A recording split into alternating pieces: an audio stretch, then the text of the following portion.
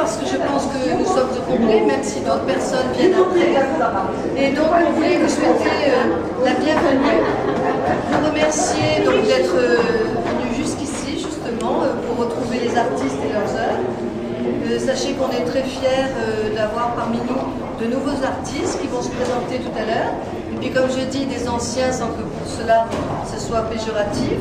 Mais ça veut dire que ce sont des personnes, artistes bien sûr et amis également, qui ont plaisir à exposer et exposer à nouveau avec nous. Donc nous formons un lien qui persiste en dehors des expositions et on est toujours très contents de partager un espace ensemble, que ce soit au niveau du vernissage comme ce soir ou des expositions. Voilà. Donc cette exposition qui débute ce soir par le vernissage sera du 26 mai au 10 juin. Donc du 26 mai au 10 juin, il y aura donc 6 artistes qui seront présents. Et puis il y aura une deuxième période avec d'autres artistes, on sera 7. Et c'est du 12 juin au 27 juin. Entre-temps, il y aura une exposition que nous ferons à Berre-les-Alpes. Peut-être que Jean-Pierre et moi, parce qu'il y a eu un désistement, donc on est au courant depuis peu. Mais comme on dit, on aime bien que l'art aille un petit peu partout, pas spécialement en ville, mais dans l'arrière-pays, voire dans le haut-pays, pourquoi pas. Donc on est toujours, si vous voulez, très ouvert à ce partage.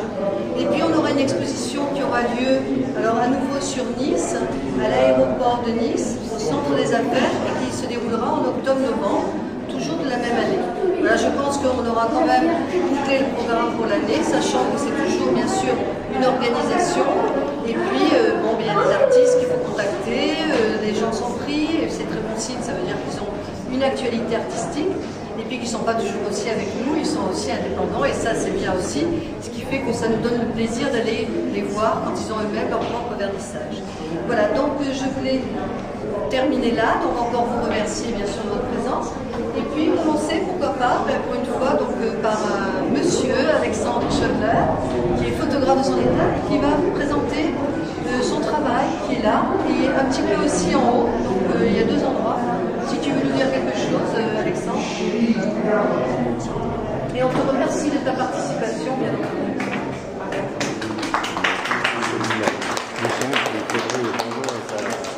Tout le monde, je me présente, je suis Alexandre Schoedler, photographe. Et là, c'est une partie de mon exposition qui est au 10e étage. Et mes photos montrent un petit peu un instant magique, c'est-à-dire un instant où les choses sont en train de se métamorphoser, c'est-à-dire on part du réel vers le fantastique, vers l'insolite, vers une création tout à fait autre de la vie quotidienne. C'est un petit peu ce que je m'attelle à démontrer. Et des fois, dans la vie quotidienne de tous les jours, il y a des instants magiques comme ça qui peuvent transformer des choses. Donc, toutes ces photos ne sont pas des montages, donc c'est des photos prises sans trucage. C'est juste déjà des mélanges de lumière, de couleurs, de contraste. Aussi, pour certains nus, ce sont des projections sur des corps féminins, tout est absolument naturel. À part 2 constructions, en fait, qui sont au 2e étage, qui sont sur Gainsbourg et sur James Dean, où j'ai fait une composition. Donc là, évidemment, c'est du montage. Et tous les autres sont absolument de couleurs naturelles, donc tout est naturel. Voilà, je vous invite donc à découvrir mes œuvres ainsi que ceux des autres artistes présents ici. Voilà. Très bien. Et puis on voulait vous dire aussi que donc, Alexandre, en plus de la photo, est auteur et en même temps fait aussi de la musique. Hein, je crois, voilà, tout à fait. Donc c'est un artiste complet qu'on applaudit.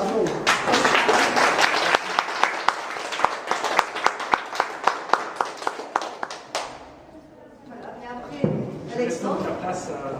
Oui, merci. Je vais la céder tout de suite, merci Alexandre, à Anne Libert. Oui, Anne, voilà. Donc Anne est une nouvelle parmi l'association et donc on peut dire qu'on s'est décidé assez rapidement et donc on la remercie d'avoir répondu très gentiment et d'une manière amicale et artistique. On te laisse la parole. Donc voilà, donc c'est toute cette partie-là. Donc j'ai commencé la peinture il y a 15 ans à peu près. Donc j'ai commencé par l'aquarelle, pastel, acrylique et ensuite depuis 6-7 ans j'ai fait de l'huile. Donc là c'est de l'huile. Et en général, bon, j'ai fait plutôt au départ de la peinture décorative, sur toile de lin brute. Et maintenant, c'est vrai qu'à l'huile, je fais plutôt des paysages. Je travaille beaucoup la matière. C'est tout un travail de matière au départ.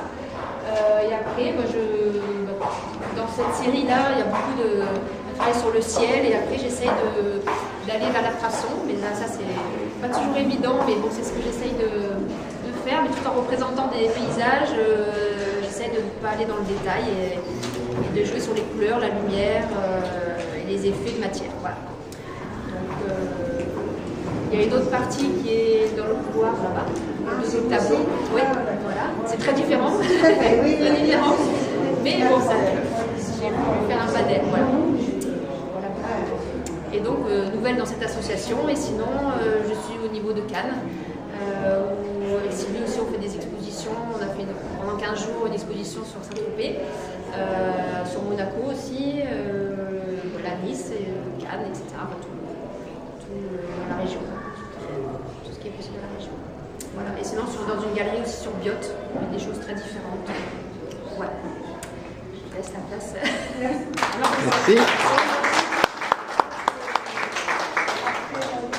On présente Sylvie Bergimont, qui est également avec Anne, une nouvelle adhérente.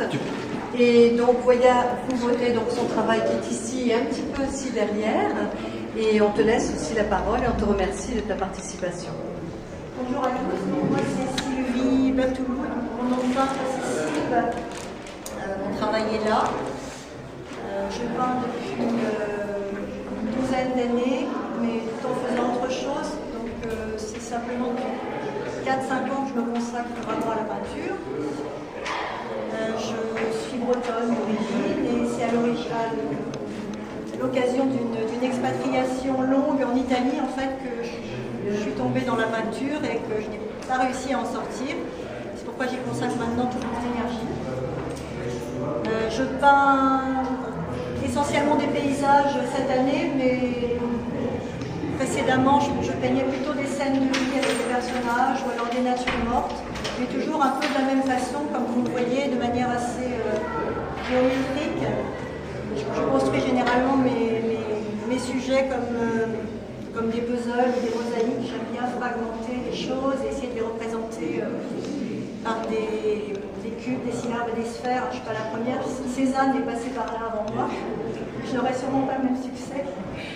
Donc voilà, j'aime les choses assez colorées, j'aime les choses aussi moins colorées mais chez les autres, et j'ai beau essayer de mettre moins de couleurs, j'aboutis toujours à des choses qui en sont pleines. Voilà.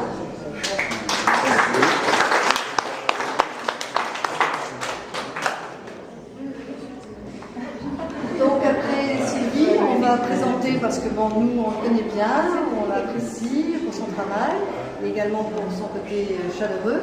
Et donc c'est Daniel Barré qui est ici, donc on peut se tourner, t'inquiète pas. Voilà. Donc Daniel fait son travail donc, de peintre urbain, de peinture urbaine. Ça se trouve, on n'a pas pu prendre tout l'espace avec les artistes, donc on propose d'aller le retrouver à l'étage, et puis on le laisse parler et on le remercie également, Daniel. À toi. Merci Martine. Bon, alors comme l'a dit Martine, je suis peintre des villes. Bon, cette passion, je l'ai depuis plus de 40 ans puisque j'ai exercé mon métier dans l'architecture et précisément dans la restauration du patrimoine. Et plutôt que de peindre New York, je pense qu'étant dans la région, j'essaie de rendre hommage aux villes locales, Antibes, Nice, Menton, Cannes, etc. Et puis de temps en temps, je m'offre une petite tournée sur l'Adriatique à Venise pour essayer de donner mes impressions, notamment Venise dans la brume. Scène sous la pluie, bon, sur la côte d'Azur, ne rêvons pas, il pleut à peu près autant qu'en France, mais la pluviométrie est différente. Ce qui m'intéresse dans cette chose concernant la pluie, c'est le reflet, parce que je peins les reflets, les sols mouillés, et ça exalte les couleurs, ce que tout un chacun peut remarquer. Ici, j'ai pu mettre une dizaine de toiles parce que l'espace est limité. J'en ai une vingtaine en galerie permanente à Antibes. Donc, si des gens sont intéressés par mon parcours, ils peuvent me retrouver dans le centre d'Antibes. Voilà un petit peu mes passions résumées. Voilà. C'est ma façon de voir. Bon, la lumière aussi qui est toujours très très importante chez tous les artistes et qu'on essaie de maîtriser, ce qui n'est pas toujours évident.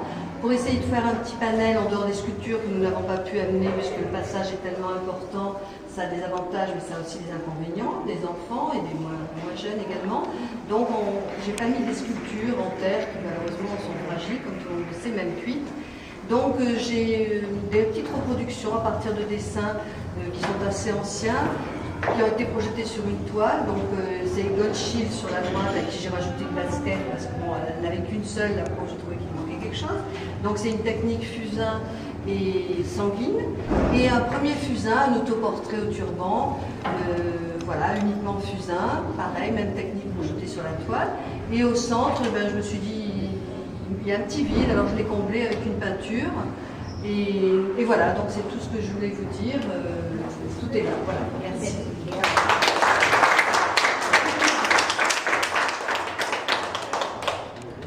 Donc on va terminer par Jean-Pierre.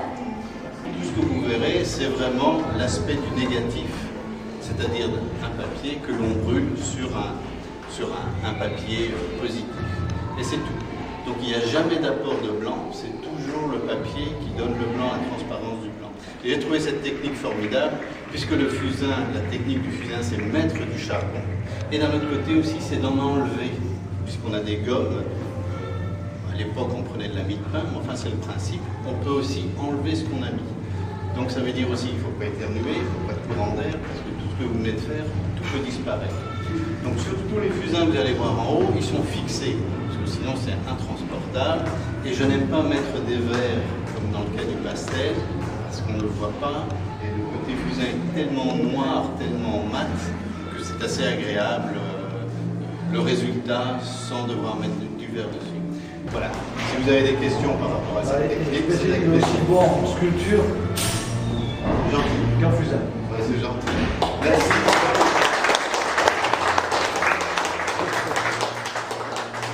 Et bien là, on va vous inviter donc à partager ce cocktail de vernissage et puis on remercie tous les amis qui sont venus le voir, de Cannes d'ailleurs, et vraiment ça nous fait beaucoup plaisir parce que ce sont des fidèles et on a besoin d'eux, on a besoin de leur soutien et vraiment on est très très content quand on les revoit parce que des fois malheureusement le temps passe si vite que s'il n'y a pas une occasion bien ponctuelle, des mois passent et donc voilà, on voulait aussi les remercier spécialement Jean-Pierre et moi et puis tous ceux qu'on ne connaît pas et on espère revoir à d'autres occasions.